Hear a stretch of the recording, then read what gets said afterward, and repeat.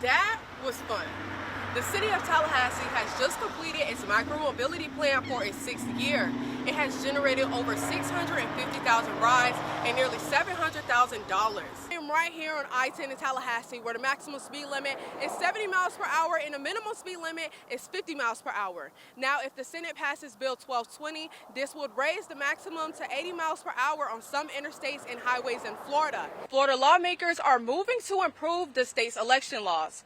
House Bill 991, sponsored by Representative Persons Malika, is requiring applicants to prove that they are a U.S. citizen with motor vehicle records. If one is unable to do such, they will have to vote by a provisional ballot. Flight delays are just one of the many effects from this government shutdown. Now, TSA agents are feeling these effects, and on top of that, they are still recovering from the last government shutdown. The Supreme Court rules against a law that bans conversion therapy in Colorado. According to the NPR, the court ruled that the First Amendment rights of Kaylee Childs, a Colorado speech therapist, had been violated. Florida A&M baseball swept Mississippi Valley State in 3 games right here behind me at Moore Kittlesfield. The Rattlers won a close game on Friday, followed by 2 big wins Saturday and Sunday. FAMU now has a conference record of 15-3. Next, they face their known rivals Bethune-Cookman in a home series starting on Friday. Catch you there. Has seen a lot of real estate activity with several properties up for sale. Some sites include updated commercial buildings and large pieces of land that could be used for new housing. Brokers say that this area is popular due to its closeness to FSU, FAMU, parks, and new trails. Some properties are already bringing in rental funds with room for new growth. Every test score, attendance log, and behavioral note tells a story.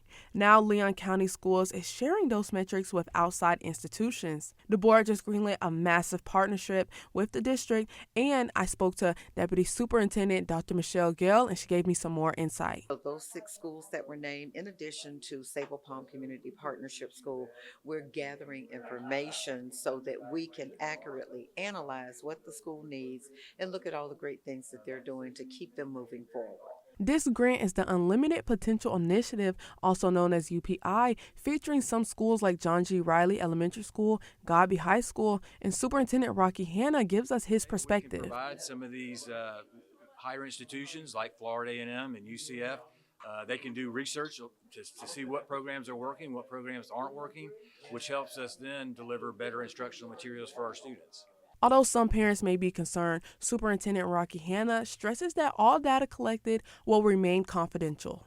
The Leon County School Board has just unanimously passed a data agreement, and it's going to involve 6 schools here in Leon County, as well as local schools like Florida A&M University, University of Central Florida, AIR, and Learning Circles. It has already passed UCF and Learning Circles. It's awaiting the other agreements, but once it's passed, it will be up and running and will happen immediately. Debate over who should be allowed to carry a firearm in Florida is heating up again at the state capitol. House Bill 133 is taking the center stage.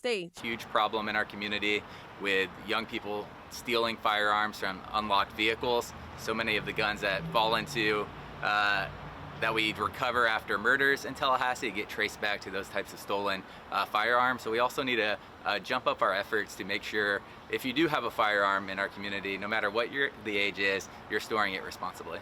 This conversation isn't just happening in the commission chambers, but it's also echoing through university campuses where students are worried about what more guns in the hands of young adults could mean for their safety. Our schools, if our peers are not safe inside of our schools, if your children are not safe inside of our schools, then there's a limited perception of what safety actually is, and there's also more fear and paranoia going into these spaces, knowing that there is a possibility that someone underage may have a gun. House Bill 133 could potentially reverse the restrictions put into place after the 2018 Parkland shooting here in Florida. While the federal law still prohibits anyone under the age of 21 from purchasing a handgun and a firearm, this bill mainly targets long guns such as rifles and shotguns, and an 18-year-old would be able to go and purchase that in store. A 49 overall record, the Lady Rattlers are a strong 3-2 in SWAC matchups. They've also dominated in doubles, dropping just 1 conference doubles point all year. To get an inside look, I spoke to freshman Alana Thomas on her experience thus far. Been practicing pretty hard. We've had a couple of tough matches for the preseason, but today was a good day, and it's a start for our SWAC tournament that's coming up. To get a broader perspective on the Lady Rattlers' progress, I also spoke to Director of Tennis, Coach Rochelle Houston, about the team's chemistry under pressure. We had some little injuries at the beginning of the year, and then a lot of them are coming back. So I think that, getting the practices in and getting our confidence in, especially with this win today, I think it's going to help for the championship. Those unexpected injuries might have set the roster back a little, forcing some tough adjustments on the court, but the Lady Rattlers are proving that they are still very much in the game. Now it's all about staying healthy and finishing strong as Florida A&M prepares to make a run at the SWAC championships coming up on April 17th. This weekend has been a tough matchup for the FAMU women's tennis team as they played against Alabama State University as well as Bethune-Cookman University. These two games were the last ones before the conference, and they are attempting to go for that SWAC title once again.